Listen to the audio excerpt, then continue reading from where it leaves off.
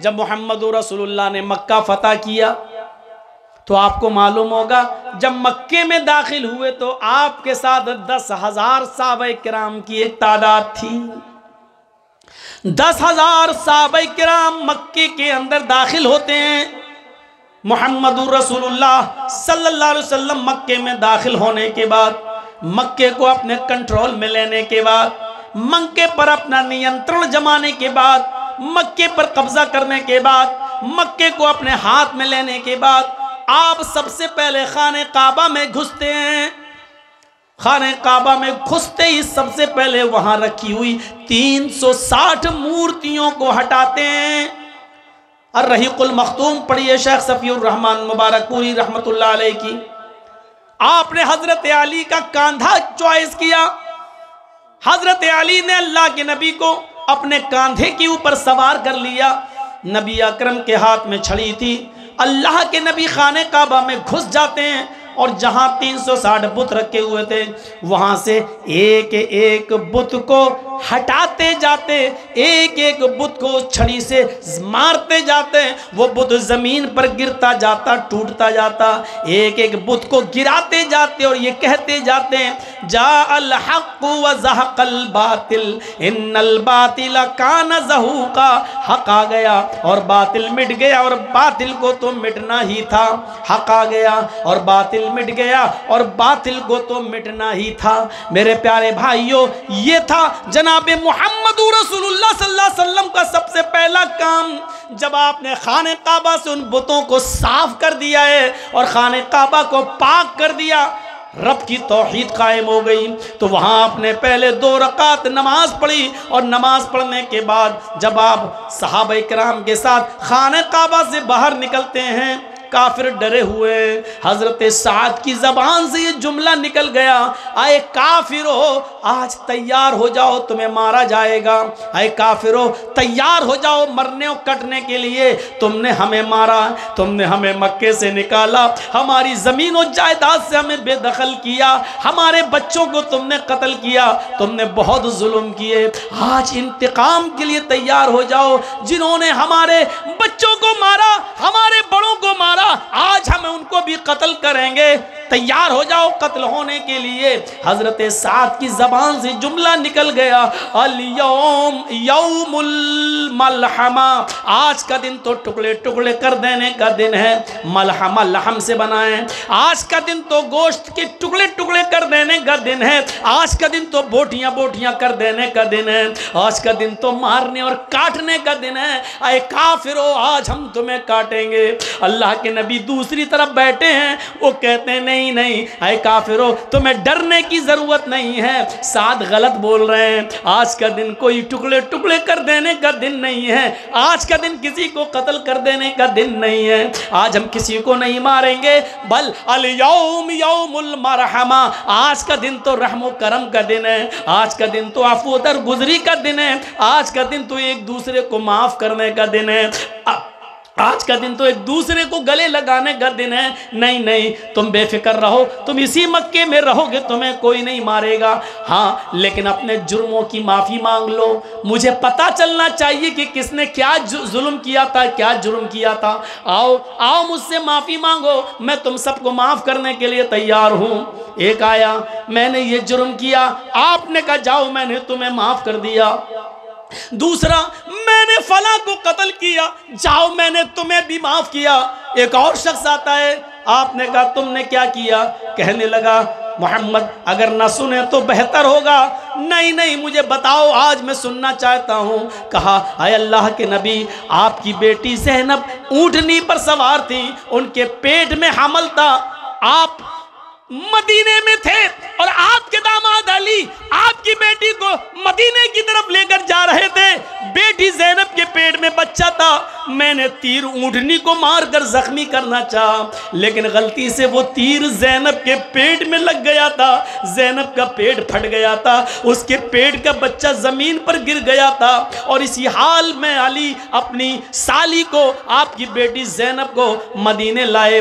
पेट का बच्चा ज़ाय हो चुका था। जब ज़ैनब को होश आया और उसको पता चला कि मेरे पेट का बच्चा न रहा, तो आपकी बेटी ज़ैनब इस सदमे को बर्दाश्त न कर सकी, उनका इंतकाल हो गया।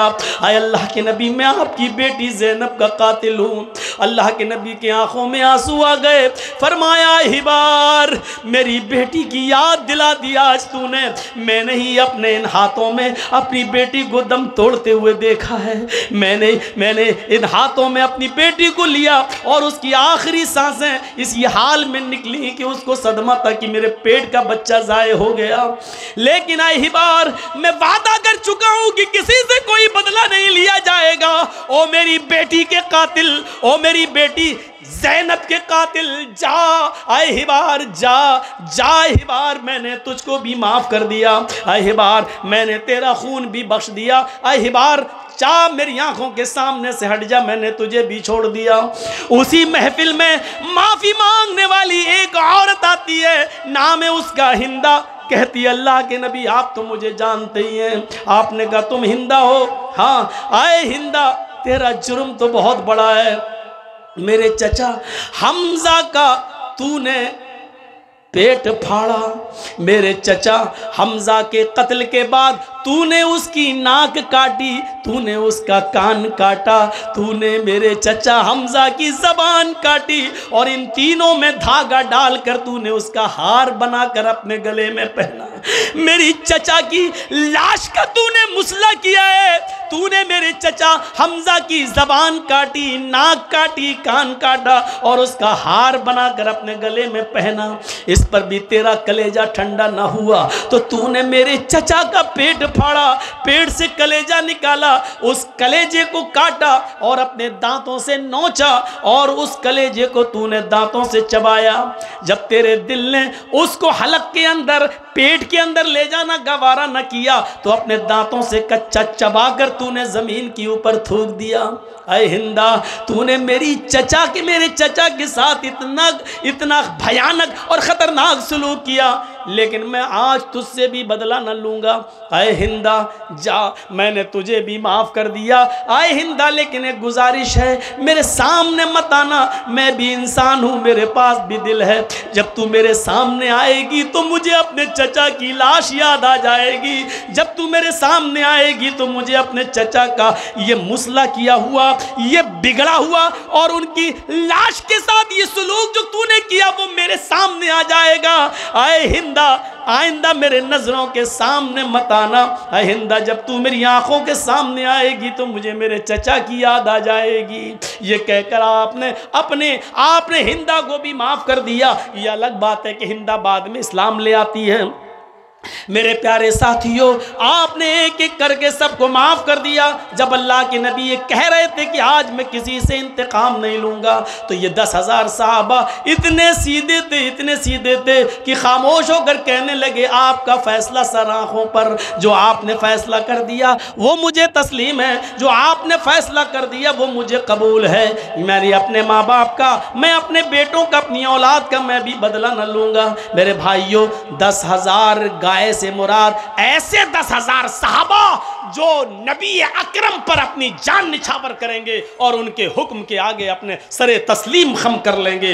ये 10,000 गाय से मुराद ये है। तो 100 सोने के सिक्कों से मुराद असहाबे सुफ़ा, 10 हार से मुराद अशरे मुबशरा, 300 घोड़ों से मुराद 313 जंगे बदर में लड़ने वाले सहाबा, 10,000 गायों से मुराद मक्के में 10,000 सहाबा का वो लश्कर जो जनाब मोहम्मद रसूलुल्लाह के साथ मक्के में दाखिल हुआ और अल्लाह के रसूल सल्लल्लाहु अलैहि वसल्लम की बात को तस्लीम कर लिया। ये पूरा का पूरा मंत्र सिर्फ मोहम्मद रसूलुल्लाह पर फिट उतरता है, पूरा उतरता है। इसके अलावा इस मंत्र के मुताबिक हमें कोई नहीं दिखाई देता।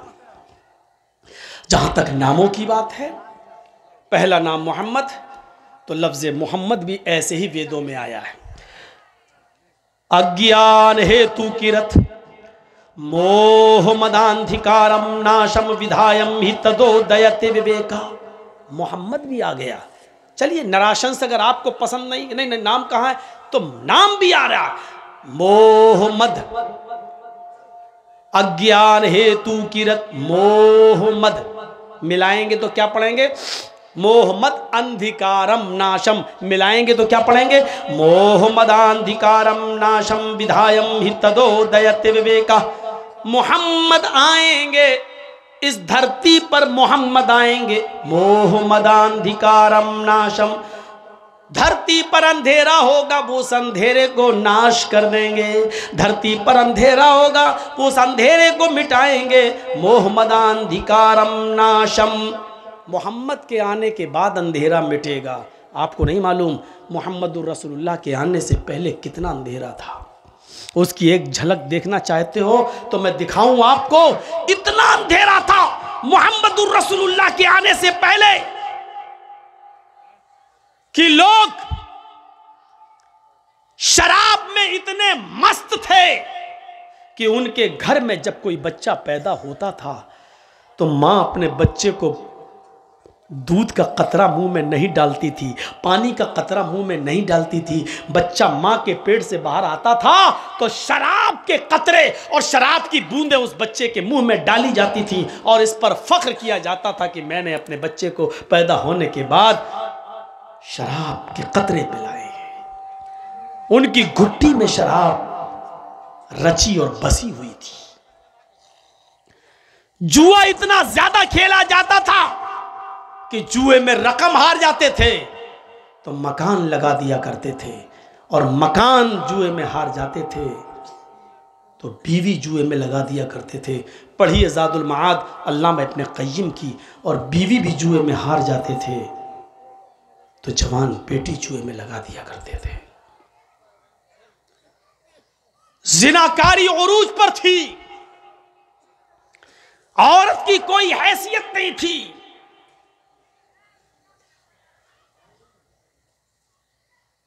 बच्ची के पैदा होने के बाद जालिम बाप 4 साल तक बच्ची को अपने घर में पालता था, 4 साल तक पोसता था, बड़ा करता था, और 4 साल की हो जाने के बाद बीवी से कहता था कि बच्ची अब 4 साल की हो गई है, अब इसको हम दफन करेंगे।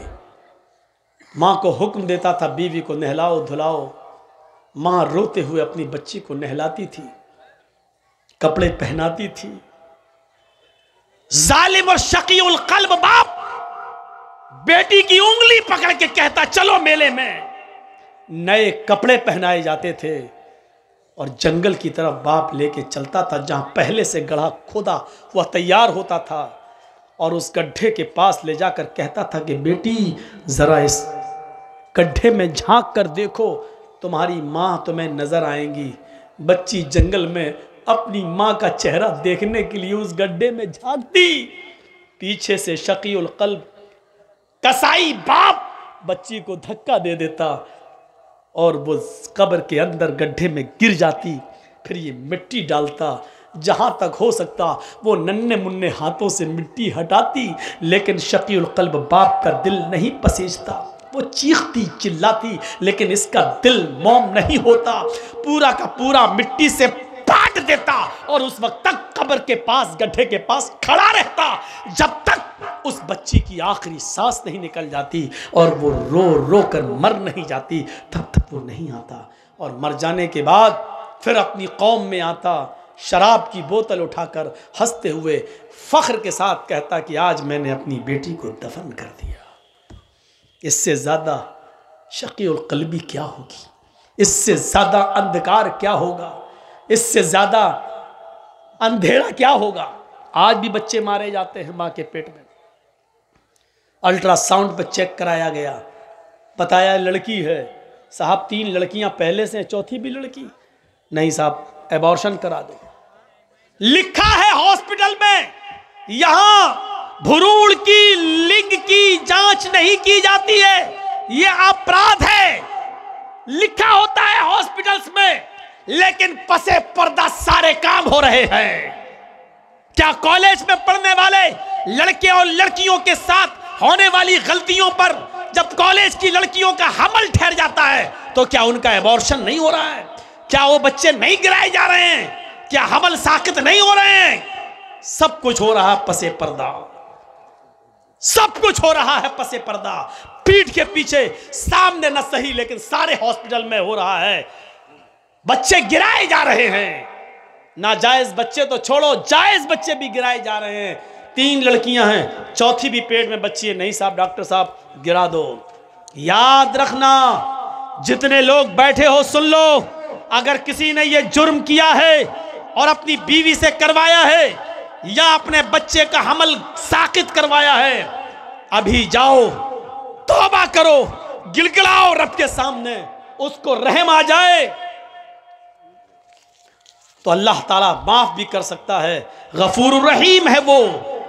वरना जुर्म बहुत बड़ा है। जिसने अपनी बीवी के पेट से बच्चा गिरवाया, चाहे वो हमल 10 दिन का ही क्यों ना हो, 15 दिन का क्यों ना हो, हमल ठहरने के बाद, गर्भ के अंदर बच्चा ठहर जाने के बाद उसको गिरवाना इतना बड़ा जुर्म है, इतना बड़ा जुर्म है कि बुखारी शरीफ की हदीस है, अल्लाह के नबी फरमाते हैं, जिसने दुनिया में अपने बच्चे को अपनी बीवी के पेट से अबॉर्शन करवा दिया, गिरवा दिया, इसकात करवाया, कयामत के दिन अल्लाह ताला इस बच्चे को हाथ देगा, पैर देगा, जबान देगा, आंखें देगा, सर देगा। ये बच्चा एक बच्चे की शक्ल इख्तियार करेगा। बुखारी की रिवायत है, जा यौमल क़ियामा व मुअल्लकुम बैना सदैहा, कयामत के दिन वो बच्चा इस हाल में आएगा कि वो अपने माँ की दोनों पिस्तान से लटका हुआ होगा, अपने माँ के दोनों सीनों से लटका हुआ होगा, अपने माँ का दूध चूस रहा होगा, अपने माँ के पिस्तान से लटका होगा। अल्लाह कहेगा, आए बच्चे तुझे भी कुछ कहना है। अल्लाह उस बच्चे को जबान देगा, यकूल, वो बच्चा अपने माँ की पिस्तान छोड़ेगा, फिर ऊपर देखेगा, कहेगा, यकूल या रब्बी हाज़िही उम्मी क़तलतनी, अल्लाह ये मेरी माँ है जिसके पिस्तान से मैं लटका हूँ, अल्लाह ये मेरी माँ है जिसका मैं दूध पी रहा हूँ, अल्लाह ये मेरी माँ है जिसके सीने से आज मैं लगा हूँ, अल्लाह ये मेरी माँ है जिसने दुनिया में मुझे मार डाला था, अल्लाह ये मेरी माँ है जिसने दुनिया में मुझे कत्ल कर दिया था, अल्लाह ये मेरी माँ है जिसने दुनिया में मुझे जीने नहीं दिया, मुझे दुनिया में आने नहीं दिया, अल्लाह ये मेरी माँ है जिसने दुनिया में मुझे भुला दिया था, मेरा कत्ल कर दिया था, मेरा मर्डर कर दिया था, अल्लाह ये दुनिया में मेरी ना हुई, आज आखिरत में तू इसका मत बन, आज आखिरत में तू इसका मत हो, आय अल्लाह तू मेरी माँ को जहन्नम में डाल दे, अल्लाह मेरी माँ को जहन्नम में फेंक दे, मेरी माँ से मुझे कोई हमदर्दी नहीं है, ये दुनिया में मेरी ना हुई, आज तू इसका ना हो। कयामत के दिन ये बच्चा अपनी माँ को जहन्नम में ले जाएगा। अल्लाह रब्बुल आलमीन इस बच्चे को तो नहीं, लेकिन उसकी माँ को अपने बच्चे, इस बच्चे के कहने पर जहन्नम में डाल देगा। जिस माँ ने दुनिया में एबॉर्शन करा के अपने बच्चे को गिराया है, तुम अपने हलाल बच्चे गिरा देती हो, अपने शौहर के बच्चे गिरा देती हो, सिर्फ इसलिए कि वो लड़की है। इस्लाम ने तो हराम औलाद को भी गिराने की इजाजत नहीं दी है। उस वाक़े को नहीं पढ़ा जो अल्लाह के रसूल के पास एक औरत आती है और कहती है, इन्नी क़द असब्तुल हद्द या रसूल अल्लाह, अल्लाह के नबी मैं हद को पहुंच चुकी हूं और मुझे पाक कर दो। अल्लाह के नबी ने कहा, ठीक है इसको ले जाओ संसार कर दो। कहने लगी, मेरे पेट में बच्चा है। आपने कहा, फिर तुझे अभी संसार नहीं किया जाएगा, जाओ जब बच्चा पैदा हो जाए तब आना। बच्चे को लेकर आई, का अब तो पैदा हो चुका है। आपने कहा, इस बच्चे के होंठों में तेरा दूध लगा हुआ है, मतलब इस बच्चे को तेरे दूध की जरूरत है, जब तक वो तेरा दूध पिएगा तुझे कत्ल नहीं किया जाएगा, जब वो तेरा दूध छोड़ दे और रोटी खाने लगे तब तुझे कत्ल किया जाएगा। इस्लाम तो हराम औलाद गिराने की इजाजत नहीं देता, तुम तो अपने हलाल औलाद गिरा देती हो। कयामत के दिन ये औरतें बहुत सख्त अजाब में मुब्तला होंगी जिन्होंने दुनिया में अपने बच्चों को गिरवाया है। हमल ठहरने के बाद, चाहे वो एक दिन का ही क्यों ना हो, हमल ठहर गया, रिपोर्ट में आ गया कि हमल ठहर गया, अब आप बच्चे को नहीं गिरा सकते हैं, एबॉर्शन नहीं करा सकते हैं। वो अलग बात है कि कोई मुसीबत हो जाए और माँ या बच्चे में से किसी एक को बचाना पड़े, तो ऐसी सूरत में तो फिर माँ की जान बचाई जाएगी। वो मजबूरी की एक अलग कंडीशन है, लेकिन बगैर किसी मजबूरी के, सिर्फ इसलिए कि 3-4 बेटियां पहले से, ये चौथी भी मेरी बेटी, हम जहेज कहाँ से लाएंगे, नहीं गिरा दो, अब नहीं चाहिए मुझे, सिर्फ इसलिए गिरा देती हो तो अजाब की मुस्तहिक होगी, अजाब की मुस्तहिक। तो मेरे भाइयों, हमें बचना चाहिए। यह अंधेरा था अरब के अंदर कि लड़कियों को जिंदा दफन कर दिया जाता था। जंगे खैबर में 10,000 का लश्कर जो मोहम्मदुर रसूलुल्लाह को मिटाना चाहता था और आपके सहाबा को। गिनती याद रखिएगा, जंगे खैबर में कितने?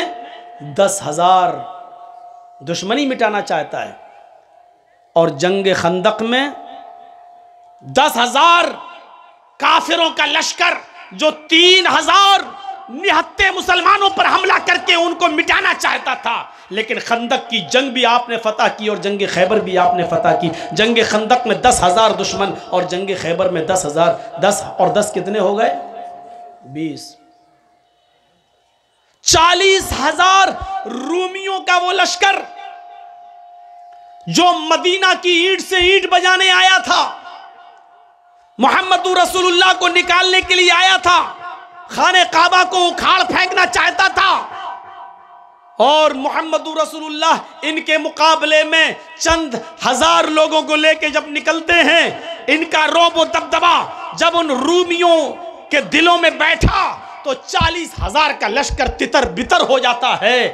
तो 40,000 रूमियों का वो दुश्मन जो मोहम्मद और मोहम्मदुर रसूलुल्लाह के सहाबा को मिटाने के लिए मदीना में घुस गया था, आना चाहता था और मदीना की ईंट से ईंट बजाना चाहता था, लेकिन इसको शिकस्त होती है और भाग जाते हैं। 40,000 ये और उधर कितने?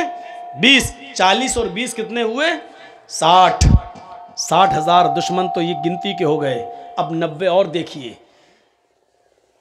ग़ज़वा तबूक के मौके पर सारे सहाबा चले गए जंग करने के लिए। इस शर्त पे कुछ लोग रह रहे थे अल्लाह के नबी के साथ, यहूदी, कि आप पर कोई हमला करेगा तो हम आपकी मदद करेंगे, हम पर कोई हमला करेगा तो आप हमारी मदद कीजिएगा। लेकिन जब दुश्मनों की तादाद देखी तो ये यहूदी पलट गए और उन्हीं का साथ देने लगे दुश्मनों का। उनकी तादाद थी 80। 13 मुनाफिक थे। 13 मुनाफिक थे जो इस्लाम कबूल किए हुए थे लेकिन दिल से मोहम्मदुर रसूलुल्लाह के साथ नहीं थे। तो 80 और 13 कितने हो गए? 93।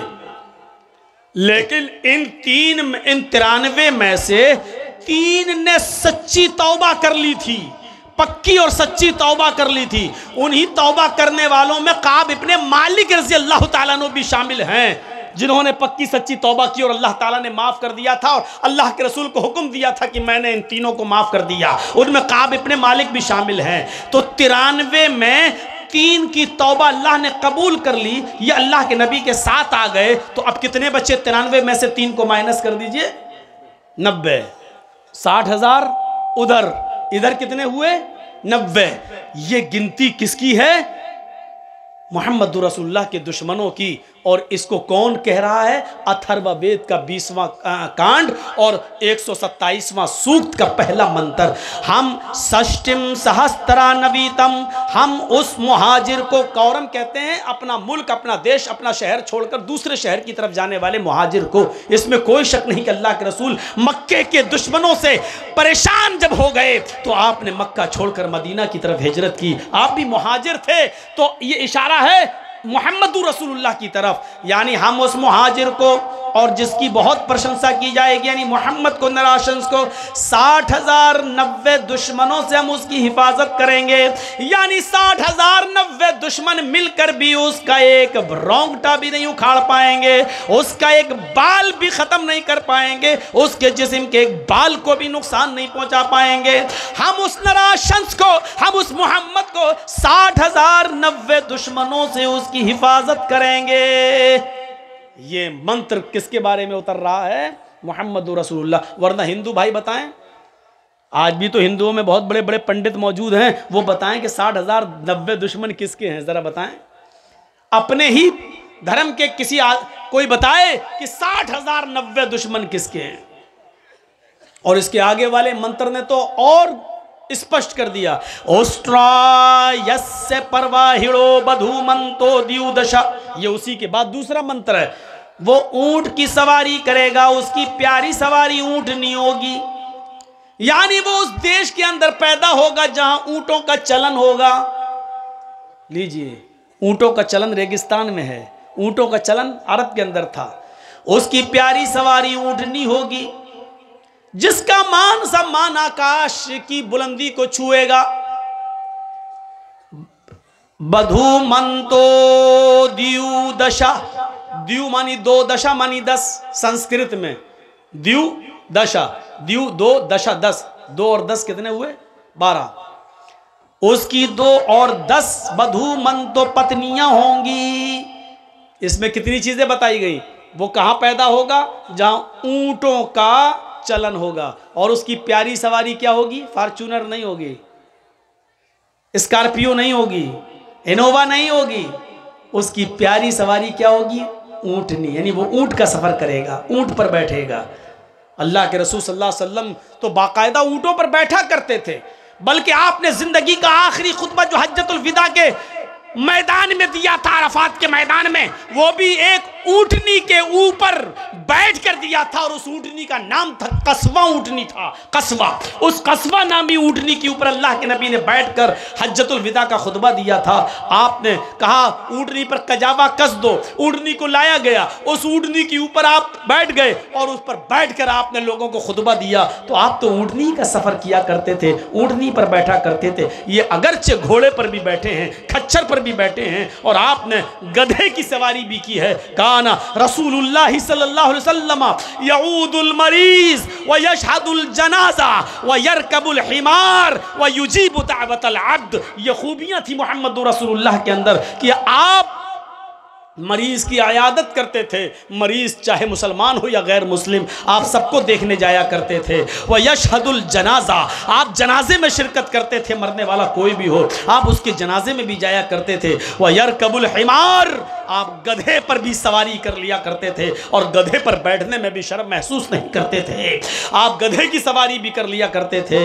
और वह युजीबु दावतल अब्द, और मामूली गुलाम की दावत भी कबूल कर लेते थे। उसके घर जाकर उसकी चटाई पर बैठकर उसके साथ खाना खाने में भी आपको शर्म महसूस नहीं होती थी। मेरे भाइयों, ये खूबियां थी जनाब मोहम्मद रसूलुल्लाह सल्लल्लाहु अलैहि वसल्लम के अंदर। बुखारी शरीफ के अंदर ये आया है कि अल्लाह के रसूल के अंदर ये खूबियां मौजूद थी। तो आप अंदाज़ा लगा सकते हैं, ऊंटनी की सवारी महबूब सवारी थी नबी की। और ऊंट कहाँ पाए जाते हैं? रेगिस्तान में, यानी मतलब वो कहाँ पैदा होंगे? अरब के अंदर। और तीसरी चीज़, उनकी पत्नियां कितनी होंगी? 2 और 10। कितनी हो गई? 12। 12 बीवी वाला ढूंढ ढूंढ के मर जाएं सब लोग, कोई नहीं मिलेगा। 12 बीवी वाला सिर्फ एक ही मिलेगा, मोहम्मदुर रसूलुल्लाह। हमारे थापा जी बैठे हैं, पूछिए कृष्ण जीसस की, ईसा अलैहिस्सलाम की कोई पत्नी थी? नहीं थी। बाइबल के आधार पर उनको सूली दे दी गई, तख्ते पे ले जाकर लटका कर उनको खत्म कर दिया गया। लेकिन हमारे कुरान के मुताबिक उनको सूली नहीं दी गई।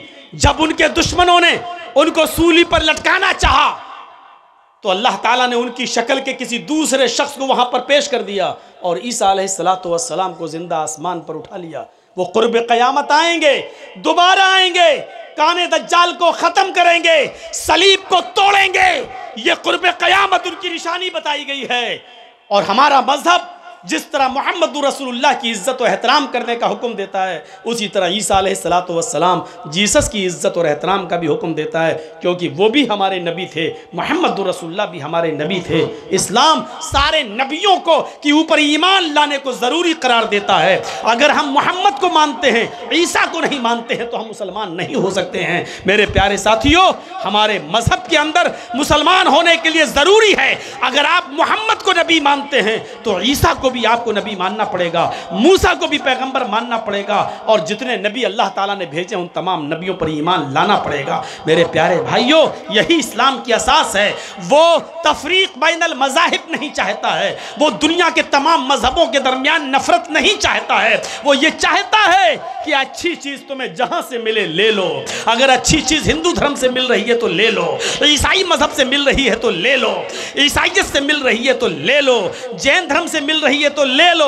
अच्छी चीज जहां से मिले वहां से ले लो। अच्छी चीज तुम्हारी खोई हुई अमानत है, और अच्छी चीज किसी की बाप की जागीर नहीं होती है। अच्छी चीज सबके लिए होती है। अच्छी चीज तुम्हें जहां से मिले उसको ले लो। हर मज़हब के अंदर कुछ अच्छाइयाँ होती हैं, आपको ले लीजिए, कुरान उससे मना नहीं करता है, इस्लाम उससे नहीं रोकता है। वह ईसा अलैहिस्सलातु वस्सलाम शादी नहीं किए,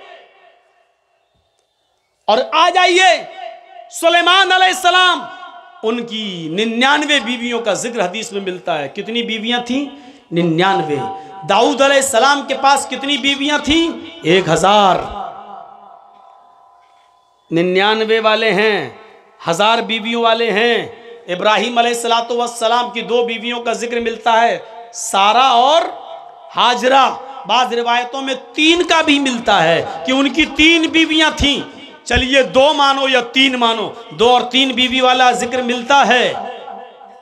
रामचंद्र जी के पास 1 पत्नी थी सीता, लेकिन राम के पिता राजा दशरथ के पास 3 पत्नियां थीं। राम के पिता राजा दशरथ के पास 3 पत्नियां थीं, 3। और आप मनुस्मृति पढ़ेंगे तो उसमें लिखा है कि राजा बहुत सी पत्नियां रखता था, और लिखा है कि राजा अपनी पत्नियों को लेकर जब जंगल में सैर के लिए निकले, पत्नी नहीं लिखा, पत्नियों, जमा कसेगा, राजा जब अपनी पत्नियों को लेकर निकले, पत्नियों यानी एक राजा कई पत्नी रखता था। और हमारे नवाबों का दौर उठाकर देख लो, लखनऊ के नवाब और फला नवाब, तो एक नवाब के पास 300 बीवियां भी मौजूद थीं। आज भी लखनऊ में चले जाइए आप, भूल भुलैया चले जाइए आप, वहाँ पर आपको बताएगा गार्ड कि यहाँ उसकी 300 बीवी रहती थी, फला नवाब की 300 बीवी। तो 300 वाले बहुत मिलेंगे। सबसे ज्यादा अगर कहीं मिलता है जिक्र, सबसे ज्यादा अगर किसी ने बाजी मारी है तो वो थे कृष्ण कन्हैया जी, जिनके बारे में महाभारत में लिखा है 16,108। 16,000, 1-2 नहीं, कितनी थी? 16,108। वो भी पत्नियां नहीं है, गोपियां लिखा हुआ है। चारों तरफ गोपियां, बीच में कन्हैया। बांसुरी बजाते थे, बांसुरी में इतनी सुरीली मीठापन था कि सब मर जाती थी। वो 16,108 जो बनी वो बांसुरी में ही मरी हैं। बांसुरी बजाते थे और सुरीली आवाज़ सुनकर उनके पास बैठ जाती थी, वो उनकी गोपियां थीं। कितनी हैं? 16,108।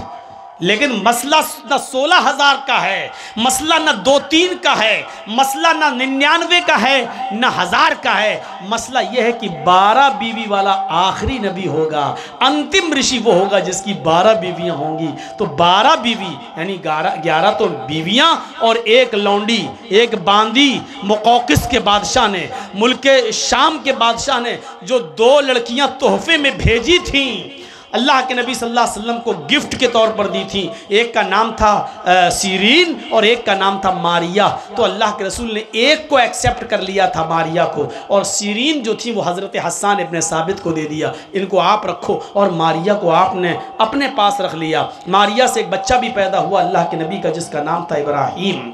एक बेटा भी पैदा हुआ। तो 11 बीवी, 1 लौंडी, 12 पत्नियों वाला।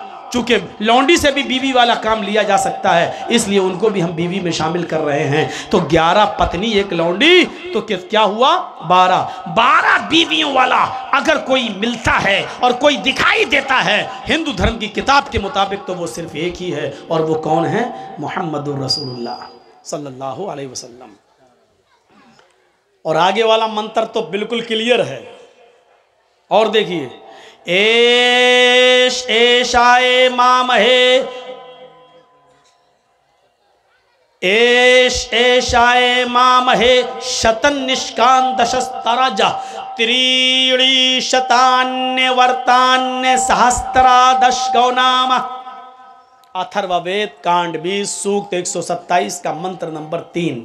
पहला मंत्र तो वो था नराशंस नाम होगा, पूरे विश्व में सबसे ज़्यादा तारीफ होगी, 60,090 दुश्मनों से बचाएंगे, ये पहला मंत्र हो गया। दूसरा मंत्र क्या था? उसकी प्यारी सवारी ऊँटनी होगी और उनकी 12 बीवी होंगी, ये दूसरा मंत्र हो गया। तीसरा मंत्र देखिए, एश एशाए मामहे। यहाँ पर भी, ए भैया बैठ जाओ, कहाँ जा रहे हो? शादी हो गई तुम्हारी, तब क्या कर रहे हो जाके? अरे बीच से उठने मत दीजिए आप लोग यार, यहाँ से ना उठें, पीछे से उठ जाए कोई दिक्कत नहीं है, और जिसको उठना हो यहाँ से अभी चला जाओ। हमें बड़ा डिस्टर्ब होता है, मैं भूल जाता हूँ कि क्या पढ़ रहा था।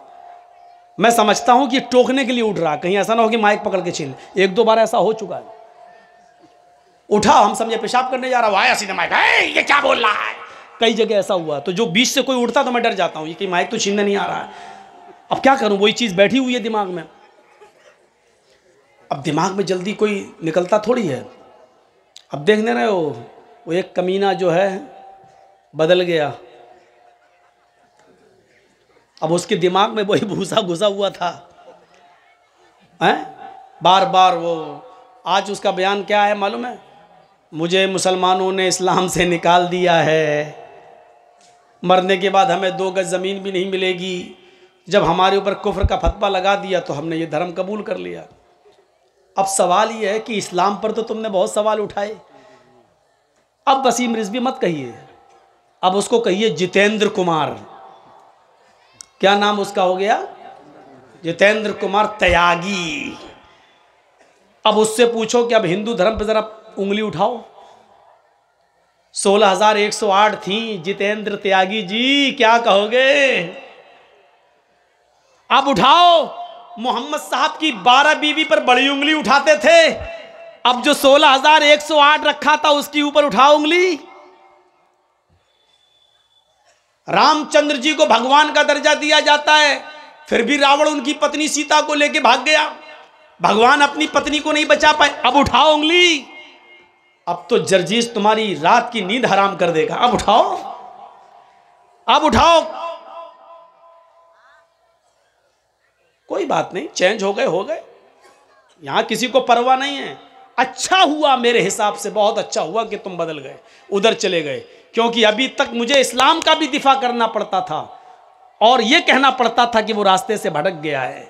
लेकिन अब गैर मुस्लिम होकर एक हिंदू धर्म में आकर तुम इस्लाम पर कीचड़ उछालोगे तो कोई फर्क नहीं पड़ता। इसलिए कि आरएसएस बजरंग दल पहले ही से उछालते हैं, तुम भी तो उन्हीं के पालतू कुत्ते हो, तुम तो अपने आप उछालोगे, कोई फर्क नहीं पड़ता हमारे ऊपर, इस्लाम के ऊपर भी कोई फर्क नहीं पड़ता। बड़ी टिप्पणियां हो रही हैं, मैंने भी एक कमेंट किया था, सब कुछ बदल गया, अपनी मशीन कैसे बदलोगे?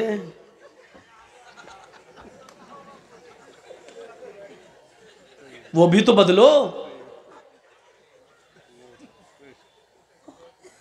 मोदी जी उसको चाहिए कि अमेरिका भेजकर उसका खतना खत्म करवाएं, क्योंकि इंडिया में तो कोई ऐसी सर्जरी है नहीं कि जिससे खतना खत्म हो जाए।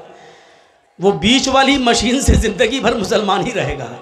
वो अलग बात है कि उसका कुछ भी हो, कहीं भी चला जाए किसी भी, लेकिन मिडिल में जब वो कभी पेशाब करने जाएगा तो कहेगा कमबख्त यही चीज़ तो और कहीं बदल गई होती तो अच्छा होता। वो जिंदगी भर याद रखेगा अपनी मशीन को कि ये मशीन, वो तो अच्छा हुआ कि छिपी हुई रहती है, छिपी हुई, लेकिन वो अकेले में जब भी पेशाब करेगा तो वो अपनी मशीन को ज़रूर गाली ज़रूर देगा, कमबख्त तू ही मुझे शर्मिंदा कर रही है, सब कुछ तो बदल गया, तू भी बदल जा कमबख्त। हो सकता है उस धर्म में बड़े बड़े चमत्कारी बाबा मौजूद हैं, हो सकता है कि ये भी बदलना है। हम तो मशवरा देंगे रिजवी साहब, किसी हॉस्पिटल में जाके उस बीच वाली चीज़ को ख़त्म करा दीजिए और बीच वाले ही बन जाइए, वो सबसे अच्छा मशवरा है मेरा, क्योंकि ये बीच वाली चीज़ तुम्हें ज़िंदगी भर जीने नहीं देगी, जीने नहीं देगी, यही तुम्हें ललकारती रहेगी। जब पेशाब करेगा, पूजा करेगा, हवन करेगा, होम भू भुर्वा सब कुछ करेगा, लेकिन जब पेशाब करने जाएगा कहेगा कमबख्त तू ही मुझे शर्मिंदा कर रही है। यहीं से मैं मुसलमान नहीं, यहीं से मैं हिंदू नहीं हूँ, यहीं से मैं त्यागी नहीं हूँ, यहीं से मैं ये नहीं हूँ। ये चीज़ उसको ज़िंदगी भर लानत भेजती रहेगी, कहीं ना कहीं तो छाप अभी बाकी है। तो अब ज़िंदगी में जिसके दिमाग में जो घुसा होता है वही, तो यहाँ से बीच से मत उठिए। मेरे भी दिमाग में वही घुसा हुआ, हैदराबाद वगैरह में एक दो बार ऐसा हुआ, बीच में एक आदमी आया, मैं समझा कहीं जा रहा, उठाया, बंद कर अपना, है क्या हो गया, उठाया, चली कुर्सियाँ, माइक फेंके गए, ये हुआ, अंडे चले, टमाटर फेंके गए, बहुत कुछ हुआ हमारे साथ हमारी ज़िंदगी में। खैर अब तो अल्लाह का रहम व करम है। तो तो मेरे भाइयों तीसरे इस मंत्र पे गौर कीजिए। एश, एशाए, एश लोगो, इसका तर्जमा भी वही हुआ, आए लोगो।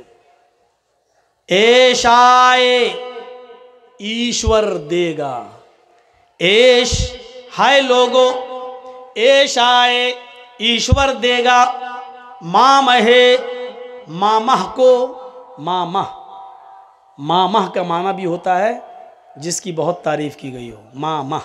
इसका भी संस्कृत में हिंदी तर्जमा देखेंगे नालंद विशाल शब्द सागर में, तो मामह के आगे लिखा है प्रशंसक, जिसकी बहुत तारीफ की गई हो, प्रशंसित जिसकी बहुत तारीफ की गई हो। एश यानी मोहम्मद, एश ऐ लोगो, एश आए ईश्वर देगा, मामहे मामह को, नराशंस को, मोहम्मद को क्या देगा? शतन निष्कान, शत 100, निष्कान सिक्के सोने के, शतन निष्कान क्या देगा? 100 सोने के सिक्के। दशस तराजा, 10 इस तराजा हार, 100 सोने के सिक्के, दशस तराजा 10 हार, त्रीणी शतान्य वर्तान, त्रीणी 3 शत 100, शत 100, त्रीणी 3 शत 100, त्रीणी शत 300 वर्तान अरबी घोड़े। एक एक चीज का तर्जमा देखिए, कोई पंडित भी नहीं बताएगा, अल्लाह की कसम पोल खुल जाएगी उसकी। त्रीणी 3 शत 100, 300 वर्तान घोड़े, त्रीणी शतान्य वर्तान 300 अरबी घोड़े देगा। सहस्त्रा 10 गौनामा, सहस्त्रा भी बताया था 1000, सहस्त्र 1000 10 हजार, सहस्त्र 1000 10,000 गौ गाय। अब पूरे मंत्र का तर्जमा देखिए, ईश्वर मां महर्षि को मोहम्मद को देगा 100 सोने के सिक्के, 10 हार, 300 अरबी घोड़े और 10,000 गायें। ये मंत्र किसी पर पूरा नहीं उतरता सिवाय मोहम्मद रसूलुल्लाह के। सबसे पहले क्या है? 100 सोने के सिक्के। सोना बड़ा कीमती होता है। जब आपका बच्चा MBBS में एडमिशन लेना चाहे और थोड़े से अंक से फेल हो जाए और 50 लाख रुपया मांगा जा रहा हो कि दे दीजिए आपके बच्चे को MBBS में एडमिशन हो जाएगा, तो आप ऐसे मौके पर अपना सोना तक बेच देते हैं अपने बच्चे के पढ़ाने के लिए। 100 सोने के सिक्के का मतलब 100 कीमती लोग। और इल्म एक ऐसी दौलत है जो सोने से भी ज्यादा कीमती। इल्म के हुसूल के लिए मां अपने बच्चों का सोना तक, अपने जेवर तक बेच देती है अपने बच्चों को पढ़ाने के लिए। तो मतलब क्या है? अल्लाह मोहम्मद को ऐसे 100 आदमी देगा जो सोने के सिक्कों की तरह कीमती होंगे, यानी इल्म हासिल करने वाले होंगे। मोहम्मद रसूलुल्लाह के उन 100 सहाबा की तरफ इशारा है जो मदीने के मस्जिद नबवी के बाहर एक चबूतरा बनाता और उस चबूतरे पर बैठकर वो इल्म हासिल किया करते थे। मेरे भाइयों, जिनको असहाबे सुफ़ा के नाम से याद किया जाता है, जो इल्म दीन हासिल किया करते थे, जो पढ़ा करते थे, उनकी तादाद 110, 11, 12, 116 के इर्द गिर्द थी। इसलिए अथर्ववेद के अंदर लगभग आया है कि ईश्वर मामा ऋषि को देगा लगभग 100 सोने के सिक्के। लगभग का मतलब ये होता है कि कुछ ज्यादा या कुछ कम। तो मेरे भाइयों, 100 सोने के सिक्कों से मुराद असहाबे सुफ़ा, 100 वो सहाबा मुराद हैं जो नबी अकरम से इल्म हासिल किया करते थे और उन्होंने इल्म हासिल करने के लिए अपनी ज़मीन और जायदाद भी निछावर कर दी थी, अपने माँ बाप को भी कुर्बान कर दिया था, भाई ने भाई को छोड़ा था, भाई ने बहन को छोड़ा था, एक ने किसी, सब ने रिश्तेदारों को छोड़ा, किसी ने ज़मीन छोड़ी, किसी ने जायदाद छोड़ी, लेकिन वो मोहम्मद रसूलुल्लाह से पढ़ने ज़रूर आया करते थे। ये तादाद उनकी इसी 100 के इर्द गिर्द घूमती है। शतन निष्कान, अल्लाह मामा को देगा 100 सोने के सिक्के, 10 तरजा, 10 हार। हार औरतें गले में पहनती हैं, और आपने देखा होगा कि लॉकेट पर, हार पे जो इतना सा लॉकेट होता है नीचे जो, उस पर औरतें प्यार में नाम लिख लेती हैं और अपने पति के नाम का पहला अक्षर, जैसे किसी का नाम जमील है तो जे बना लिया, किसी का नाम करीम है तो के बना लिया, किसी का नाम आसिफ है तो ए बना लिया, और उसको पहने हुए गले में लटका लेती हैं। यानी मेरा पति मेरे दिल के करीब है। आजकल तो खुराफाती लड़कियां भी यही सब कर रही हैं, अपने आशिकों का नाम लटका लिया, और लड़के भी कर रहे हैं। लड़के कुछ ज़्यादा ही दीवाने हैं, वो अपनी माशूकाओं का नाम यहाँ लिखवाते हैं, खंजर चलवाते हैं, गुदवाते हैं, ऐसा लिखवाते हैं कि वो कभी ना मिटे, यहाँ लिखवा। ये जुनून और पागलपन है। शेख अब्दुल्ला इब्न बास का फतवा अगर आप उठाएंगे तो आप पढ़ेंगे, जिन्होंने अपने जिस्म को गुदवाया है, गुदवाया, अपने जिस्म पर लिखवाया है खंजर से, उससे जो मिटता नहीं है, ऐसा आदमी अगर मर जाए तो उन्होंने फतवा दिया है कि ऐसे आदमी की नमाज जनाजा जायज़ नहीं है, और ऐसे आदमी को मुसलमानों के कब्रिस्तान में दफन नहीं किया जाना चाहिए। इतना सख्त फतवा दिया ऐसे शख्स के बारे में। हम सोचते ही नहीं है कि हम क्या कर देते हैं, नाम गुदवा रहे हैं। तो हार चूंकि दिल के बहुत करीब होता है,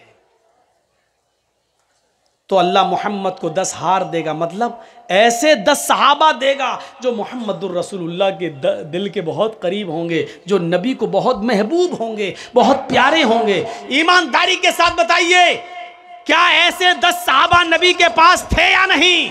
हदीस की किताबों में इन 10 सहाबा को आशरे मुबश्शरा कहा जाता है, जो इतने चहीते थे, इतने प्यारे थे मोहम्मद रसूलुल्लाह को, कि अल्लाह के रसूल ने इसी दुनिया में एक एक का नाम लेकर एक एक को जन्नती कहा था।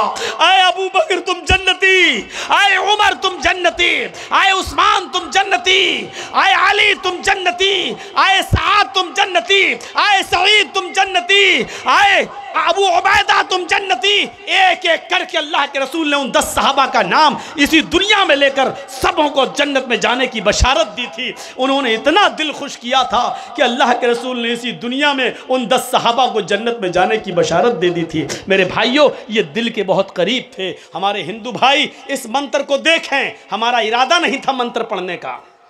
मैंने तो शेख निज़ामुद्दीन साहब से भी कह दिया कि अब मंत्र नहीं पढ़ता हूँ, मैं छोड़ दिया हूँ। आपके इस स्कूल के, इस मदरसे के जिम्मेदार से भी मैंने कह दिया था कि अब छोड़िए मंत्र अंतर मैं नहीं पढ़ता हूँ। उसकी वजह यह है कि मंत्र बंगाल में पढ़ता हूँ, केस यूपी में होता है मेरे ऊपर, और होने की वजह भी है क्योंकि इन मंत्रों को पढ़ने के बाद ये यूट्यूबर जो है ना, इनके जो चैनल चल रहे हैं, इनके अकाउंट में जो पैसे आ रहे हैं, इन लोगों की वजह से मेरे ऊपर केस होता है वहाँ पर। अभी हमने कृष्ण जी के बारे में बोला, 16,108 बीबी। अब जानते हो इसमें कोई ना कोई हरामी चैनल वाला, इतना हरामी होगा, वो इसको कटिंग करके डालेगा, कृष्ण कन्हैया की रंग रेलियां, इस तरीके से वो हेडिंग बना के डालेगा, और इस पर वो लोग बिगड़ के हमारे ऊपर केस कर देते हैं कि देखिए हमारे कृष्ण जी को ऐसा, कौन आदमी अपने बुजुर्ग को और अपने जिसको भगवान का दर्जा देता है उसकी बुराई सुन लेगा? बताइए आप। वसीम रिजवी की आप सुन पा रहे हैं? जब आपके अंदर ये कलेजा नहीं है तो दूसरे के अंदर भी ये कलेजा नहीं है कि वो अपने भगवान के बारे में इस तरीके का वो सोचे। और आप लोगों की वजह से ये केस हमारे ऊपर होते हैं, इस तरीके से कटिंग करके यूट्यूब पर डालते हैं। मेरा अगर बस चले ना तो इनको कभी घुसने ना दूं मैं, लेकिन जलसा कमेटी वालों के आगे मेरी भी नहीं चलती है। ये लोग इजाजत देते, चलाओ साहब आ जाओ यहाँ पर। यूपी के अंदर मजा ले किसी ने, कोई डाल दे हमारे बारे में, सब जानते कि जर्जी साहब, अरे हम जब सेफ रहेंगे तो आपके चैनल भी चलेंगे, जब हम ही सेफ नहीं रहेंगे तो आपके चैनल क्या चलेंगे? इस तरीके से कटिंग कर करके डालते हैं। अब देखिएगा क्या करके डालेंगे। अब हो सकता ना डालें क्योंकि मैंने कह दिया, अगर ना कहा होता तो यही डालते, कृष्ण कन्हैया की रंग रेलियां, कृष्ण कन्हैया की अय्याशी, इस तरीके से हेडिंग बना के डालते। आपको क्या ज़रूरत है, आप इस्लामी बातें डालिए, उसकी हेडिंग अच्छी बनाइए, मोहम्मद रसूलुल्लाह का मकाम व मर्तबा। भाई मौलाना जर्जीस अंसारी हैं, आप डालिए नबी अकरम सल्लल्लाहु अलैहि वसल्लम की फजीलत, भाई मौलाना मोहम्मद जर्जीस, आप ये डालिए। क्या ज़रूरत हिंदू धर्म में, ये क्या ज़रूरत है ये सब डालने की? मोदी को डाल दिया, मुझे डाल दिया। अरे क्यों ऐसे दो टकों के लोगों के सामने हमारे तस्वीर देते हैं? ये आज हैं कल नहीं रहेंगे, जलसे आज भी हो रहे हैं कल भी होंगे। इनकी औकात नहीं है। राहत इंदौरी ने कहा था किराएदार हैं, जाती मकान थोड़ी है। ये आज हैं जो आज साहिबे मसनद हैं, कल नहीं होंगे। किराएदार हैं, जाती मकान थोड़ी है। और 100 साल के बाद हम जिंदा नहीं रहेंगे। लेकिन देखिएगा जिस तरीके से हिटलर को लिखा गया जालिम, हज्जाज इब्न यूसुफ को लिखा गया जालिम, 100 साल के बाद कोई मुअर्रिख इस देश के चौकीदार को भी जालिम लिखेगा। हज्जाज इब्न यूसुफ जैसा लिखेगा, हिटलर लिखेगा। लेकिन अफसोस ये है कि ये पढ़ने वाले उस वक्त हम नहीं होंगे, हमारी औलादें पढ़ेंगी। कहो इंशाअल्लाह। हुकूमत व सल्तनत, अब देखिएगा, अब इसको भी काट के छांटेंगे। मौलाना ने मोदी को कहा है हिटलर, अब बीजेपी वाले इधर केस कर देंगे। तो इसलिए हमने मंत्रों को पढ़ना छोड़ दिया है, अपने आप को भी बचाना ज़रूरी है। लेकिन पता नहीं क्यों आज स्टेज पे बैठते ही मन में आ गया, पढ़ना लगा। मैं ये मौजू ही नहीं सोचा था, मैं सोच के कुछ और आया था, लेकिन अब निकल गया ये। तो मेरे भाइयों, आप मुझे भी बचाइए, आपका भी चैनल चलेगा, और लोगों को परेशान मत कीजिए, नीचे लगाइए ताकि देखने वालों को दिक्कत ना हो। आप हमें कोऑपरेट करेंगे, पब्लिक आपको भी कोऑपरेट करेगी। आप जब नज़रअंदाज करेंगे तो हमें भी गुस्सा आएगा, फिर हम लगने नहीं देंगे। और जाहिर है हम खड़े हो जाएं, जब तक ये नहीं हटेगा हम नहीं बोलेंगे। कमेटी वालों को हटाना पड़ेगा, पब्लिक की गाली कौन सुनेगा? तो हमें भी ऐसा करने पर आप मजबूर मत कीजिए। उम्मीद है कि इंशाअल्लाह इसका ख्याल रखा जाएगा। तो मेरे प्यारे साथियों सुनिए, 10 तराजा, 100 सोने के सिक्के, 10 हार। हार से मुराद क्या है समझ लिया? सहाबा, अशरे मुबश्शरा। त्रीणी शतान्य वर्तान, 300 घोड़े। कौन जानता है मोहम्मद रसूलुल्लाह के पास 300 घोड़े नहीं थे, हकीकत में नहीं थे। लेकिन घोड़ों से मुराद घोड़े नहीं है, घोड़ों से मुराद घुड़सवार, ऐसे जवान, ऐसे बहादुर जो मोहम्मद रसूलुल्लाह के एक इशारे पर अपनी जान कुर्बान कर दें, ये मुराद हैं। और याद करो, जब 1000 का लश्कर काफिरों का सामने खड़ा है और इधर 313 जंगे बद्र में लड़ने वाले वो बेचारे सहाबा, हाय हाय हाय, उनके पास तीर है, तलवार है, ढाल है, घोड़े हैं, नेज़े हैं, और लड़ने वाले सब जवान। मोहम्मद के सिपाहियों पे नजर डालो, बूढ़ा भी है, जवान भी है, कुछ छोटे भी हैं। जब सबको गिना गया तो 313। उधर सब कुछ है, इधर एक एक पूरे जंगे बदर में सहाबा की जिंदगी पर नजर डालें तो 313 सहाबा के पास सिर्फ 2 घोड़े, एक के पास एक भी नहीं, एक के पास 2, 4, 5 लोगों के पास भी एक नहीं, सिर्फ 2 घोड़े। किसी सहाबी के पास तीर है लेकिन छोड़ने के लिए कमान नहीं है,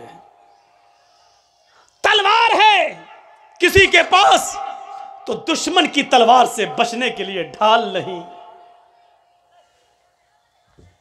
किसी के पास घोड़ा है तो घोड़े को चलाने के लिए लगाम नहीं, उस पे चढ़ने के लिए जीन नहीं। ऐसी बेबसी, ऐसी मायूसी, ऐसी परेशान कुन हालत।